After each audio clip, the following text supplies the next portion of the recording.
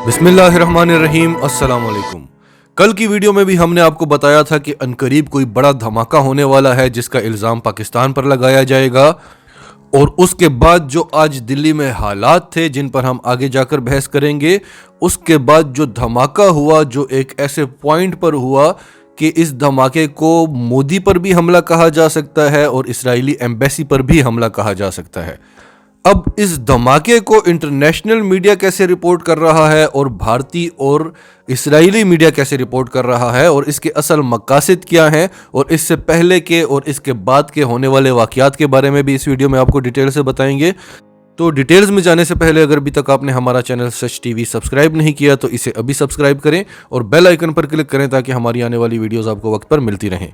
हुआ यूं कि मोदी सरकार के फैसले के मुताबिक आज तमाम सिक्योरिटी फोर्सेस को एक टास्क दिया गया कि आपने किसी भी तरह से किसानों को सड़कों से हटाना है। इसके लिए दिल्ली पुलिस और एलीट फोर्सेस के अलावा सिक्योरिटी फोर्सेस के कमांडोज भी भेजे गए। जब ये किसानों को हटाने आए तो किसानों के लीडर्स ने जो तकरीरें की और जो फौरन ही सोशल मीडिया पर वायरल हो गई और सिख बरादरी को ख़ास तौर पर पैगाम दिया गया कि ये वो वक्त आ गया है कि आप लोग अब घरों से निकल आएँ और हमने किसी भी तरह से मोदी सरकार से हार नहीं माननी। और आप यकीन करें, आप हैरान होंगे सिख बरादरी की हिम्मत और दलेरी पर कि कहीं एक सरदार भी पुलिस के हथे चढ़ जाता था तो वो भी पुलिस से हार नहीं मानता था, कहता था गोली चलाओ, सीना हाजिर है। और इनकी यूनिटी की भी दाद देनी पड़ेगी, भले ये सिर्फ 2 या 3 करोड़ की आबादी है पूरी दुनिया में, लेकिन इनकी हिम्मत और इनकी यकजहती का जवाब नहीं है। रातों रात अमेरिका से, कनाडा से, यूरोप से, ऑस्ट्रेलिया से लाखों करोड़ों डॉलर्स जो है वो इनकी इमदाद के लिए पहुंचे और ऐलान कर दिया गया कि आप अपने घरों से निकलें, अपने साथ पानी ला सकते हैं, बिस्तर ला सकते हैं, जो भी ला सकते हैं आप लेकर आएं। तो एक तरफ इन पर एक बड़ा ग्रैंड ऑपरेशन शुरू हुआ और दूसरी तरफ इजरायली एम्बेसी के अहाते में एक धमाका हुआ। अब सबसे पहले हम आपको इस धमाके की लोकेशन बताएं। ये एक ऐसा वीआईपी एरिया था कि यहाँ पर धमाके से 1.7 किलोमीटर दूर मोदी का घर है। जिस जगह पर धमाका हुआ वहाँ जिंदाल का घर है जिसे आप जानते होंगे, और ये इजरायली एम्बेसी का अहाता था। और इससे 1 किलोमीटर दूर एक पार्टी हो रही थी जिसमें भारतीय सदर भी थे, जिसमें आर्मी चीफ भी थे, जिसमें तीनों आर्म्ड फोर्सेस के चीफ भी थे और नरेंद्र मोदी खुद भी वहां पर मौजूद था। अब आप सिचुएशन देखें, इन्होंने माहौल कैसा बनाया कि सारी बड़ी शख्सियात जो हैं वो एक जगह पर जमा करके वहां से 1 किलोमीटर दूर एक धमाका किया और इजरायली एम्बेसी को भी उसके साथ टच रखा, क्योंकि ये जानते हैं कि इजराइल और अमेरिका अपनी सिक्योरिटी के मामले में बहुत ज़्यादा सेंसिटिव हैं। और ये बात भी नहीं है कि इजराइल को इसका इल्म नहीं था, जो कुछ भी हुआ इजराइल की मर्जी से, उसकी मुशावरत से हुआ। लेकिन दुनिया को क्या तासर जाएगा, इजराइल का सबसे बड़ा दुश्मन कौन है, भारत का सबसे बड़ा दुश्मन कौन है, पाकिस्तान। और अगर बात सिर्फ भारत की होगी तो अब पुलवामा हमलों का भी ड्रामा खुल चुका है, बालाकोट वाले वाक़ये का भी ड्रामा बेनकाब हो चुका है। मोदी सरकार को भी पाकिस्तान ने पूरी दुनिया में बदनाम कर दिया है, भारत के खिलाफ सबूत रख दिए हैं दुनिया के सामने कि वो दाइश को, टीटीपी को, बीएलए को, दहशतगर्द तंजीमों को सपोर्ट करता है, उनकी फंडिंग करता है। और ईयू डिसइंफो लैब की रिपोर्ट के मुताबिक, कल हमने आपको बताया था, कल उन्होंने यूरोपियन पार्लियामेंट में भी इस रिपोर्ट की ब्रीफिंग दी है और यूरोपियन पार्लियामेंट ने इसका नोटिस ले लिया है।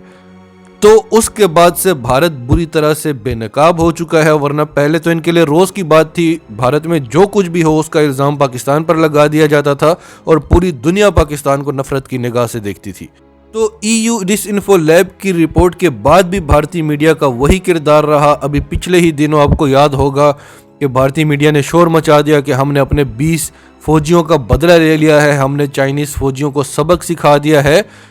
तो इंटरनेशनल मीडिया ने उनकी खबर पर ट्रस्ट नहीं किया, खुद इन्वेस्टिगेट किया, भारतीय मीडिया को बेनकाब किया। पूरी दुनिया ने बोला कि भारतीय मीडिया झूठ बोल रहा है और फिर भारतीय आर्मी को खुद रिपोर्ट देना पड़ी कि मीडिया को चाहिए कि वो कोई खबर देने से पहले तहकीकात कर लिया करें। ऐसा कुछ भी नहीं हुआ। तो वो भारत जो छोटी सी भी मुश्किल में फंस जाता था तो एक झूठा ड्रामा बनाकर, सारा इल्ज़ाम पाकिस्तान पर लगाकर پوری دنیا کا اور اپنی قوم کا دھیان پاکستان پر لگا دیتا تھا، لیکن اب وہ اتنی مشکلات کے باوجود پاکستان کے خلاف کچھ نہیں کر سک رہا تھا۔ ایک طرف سے چین مار رہا ہے، دوسری طرف سے پاکستان مار رہا ہے، اور بھارت کے اندر جو فسادات ہو رہے ہیں، اور پھر یہ ابھی کوئی پلان ہی کر رہے ہوتے ہیں کسی فالس فلیگ آپریشن کا، اس سے پہلے ہی پاکستان بتا دیتا ہے کہ بھارت میں یہ پلاننگ ہو رہی ہے۔ تو بھارت کے لیے بہت زیادہ مشکل ہوا تھا، اور ابھی جو تازہ حملے ہوئے ہیں، جو لال قلعے پر خاص طور پر جو خالصتان کا پرچم لہرایا گیا ہے، اور 1 فروری کو پارلیمنٹ پر خالصتان کا پرچم لگانے کی دھمکی دی گئی ہے کسانوں کی طرف سے، تو ایسے میں حالات کو کنٹرول کرنے کے لیے بھارت کے پاس اور کوئی طریقہ نہیں ہوتا۔ ہمیشہ سے پاکستان کے خلاف کوئی ڈرامہ رچایا جاتا ہے، اس بار وہ چیز کام نہیں آ رہی تھی۔ ان کو ڈر تھا کہ دنیا بیلیو نہیں کرے گی، ان کی بات کا یقین نہیں کرے گی، تو ایسے میں ان کا برادر ملک، ان کا ہم خیال ملک اسرائیل کام آیا۔ اگر بھارت کا یقین نہیں کریں گے تو اسرائیل کا تو کریں گے، اس کا جتنا اثر و رسوخ ہے میڈیا پر، پوری دنیا پر، تو اس لیے یہ دھماکہ اسرائیلی ایمبیسی کے احاطے میں کرایا گیا، اور صرف 1 کلومیٹر کے فاصلے پر ایسی پارٹی رکھی گئی جس میں بھارت کے خاص ترین لوگ تھے۔ پھر دھماکے کے فوراً بعد ان کا ایک پولیس آفیسر کہتا ہے کہ یہ کوئی خاص نوعیت کا دھماکہ نہیں تھا، چھوٹا موٹا دھماکہ تھا، چند گاڑیوں کو تھوڑا سا نقصان ہوا ہے، کوئی جانی نقصان نہیں ہے، کوئی زخمی نہیں ہے۔ پتہ نہیں کیوں اتنی فورسز بھیجی جا رہی ہیں، ایجنسیوں کے لوگ آ رہے ہیں، میڈیا آ رہی ہے، اور کچھ ہی دیر بعد اس کے بیان کو ڈیلیٹ کرا دیا جاتا ہے، اس سے متعلق جتنی خبریں ہوتی ہیں وہ ڈیلیٹ کرا دی جاتی ہیں،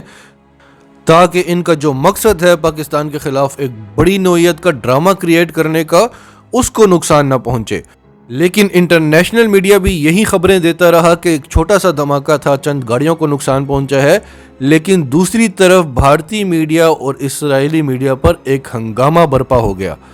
تو آپ یہ بات تو سمجھ گئے ہوں گے کہ اس دھماکے کا ایک بڑا مقصد یہ تھا کہ کسانوں کو دلی سے نکالا جائے، پاکستان پر ایک بار پھر الزام لگایا جائے، پاکستان کو دہشت گرد ملک قرار دیا جائے، اور اس کو پھر سے کٹہرے میں کھڑا کر دیا جائے، اور بھارت جس کو پوری دنیا دہشت گرد کہہ رہی ہے، اس کو ایک بار پھر مظلوم اور معصوم سمجھنے لگیں، کیونکہ بھارت نے ہمیشہ سے جو پلاننگ پاکستان کے لیے کی تھی، آج بھارت خود اس جگہ پر کھڑا ہے، اس کے اندر خانہ جنگیاں ہیں، فسادات ہیں، تصادم ہے،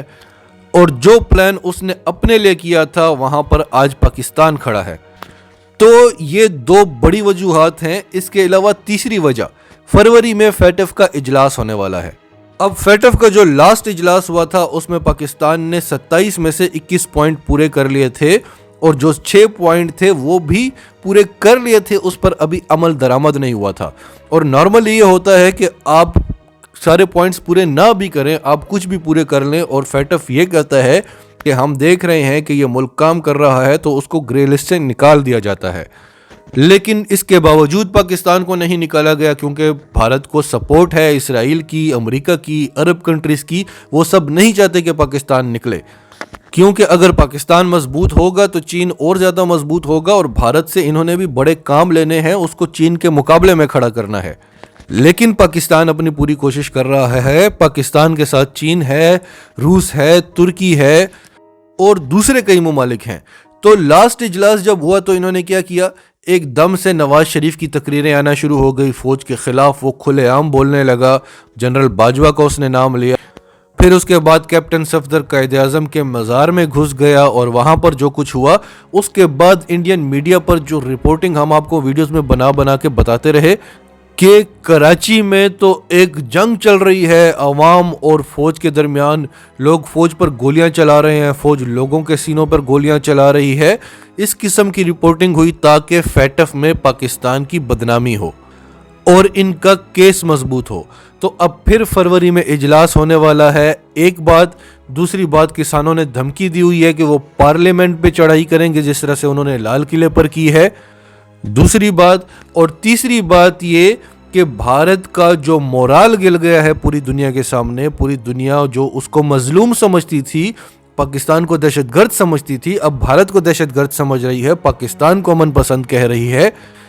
یہ تیسرا مقصد ہے۔ تو مودی نے ایک تیر سے 3 شکار کرنے کی کوشش کی ہے، لیکن انشاءاللہ تعالی ہماری سول قیادت اور ملٹری قیادت ایک پیج پر ہے. جب تک یہ ہمارے حکمرانوں کو اپنے ساتھ نہیں ملا لیتے یہ ہمارے خلاف کچھ نہیں کر سکتے. ناظرین آپ کا اس سب کے بارے میں کیا کہنا ہے؟ کمنٹس میں اپنی رائے کا اظہار کرتے رہیں. اور اگر آپ ہمارے چینل پر نئے ہیں تو ابھی سچ ٹی وی کو سبسکرائب کریں, سچ ٹی وی فیملی کا حصہ بنیں, اور ہماری ویڈیوز پسند آئیں تو انہیں لائک کریں, شیئر کریں تاکہ زیادہ سے زیادہ پاکستانیوں تک یہ میسیجز پہنچتے رہیں.